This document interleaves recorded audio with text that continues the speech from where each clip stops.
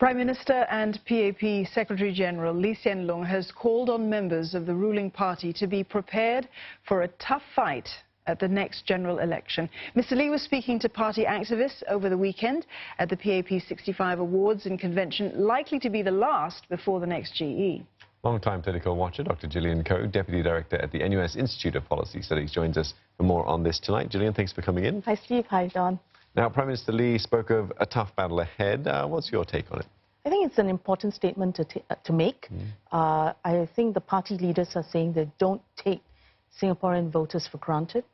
Time and again, you see in the speeches that there's reference to how, they have to earn the privilege to lead. They have to win the trust of Singaporean voters, which really means that they have to do well on policy. And I think that in the speeches you have catalogue of how the government's trying to improve social safety nets in a time of transition, social and economic transitions.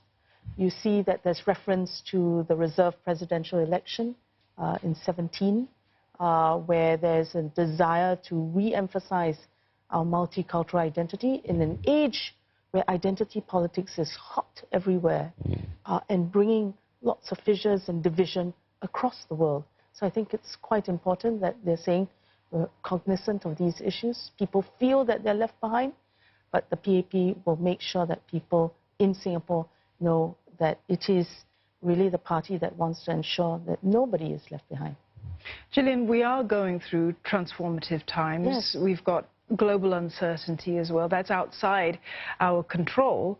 How do you think the message of tough but necessary decisions is going to go down with the electorate at the ballot box? Well, let's start with the first point, though. I think there's been an appeal by the leaders for Singaporeans to give the PAP a decisive mandate because, as the Secretary-General said, there are uncertain geopolitical times and the government of Singapore needs to get into delicate bilateral discussions about how Singapore manages her relationship with everyone.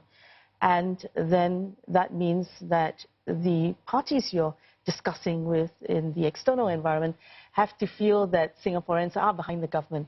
So the Secretary-General actually used this term. The unity of Singaporeans is the first line of defense. And so I think that's quite important. But then back home here, I think we see that, there's been discussion about how are we doing as a society, how cohesive are we? And I think with the economic transitions, there's always people going to fall out of jobs because industries are not doing as well as they used to.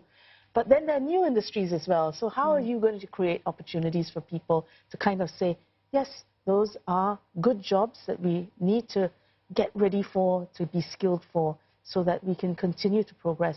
And finally, I think you see in the speeches there's a lot of reference to this party and this government wanting to serve 3 generations, to make sure that the seniors are well taken care of, and the young people, young Singaporeans feel that they have all the resources to get through school, to training, and means is never going to be something that holds them back.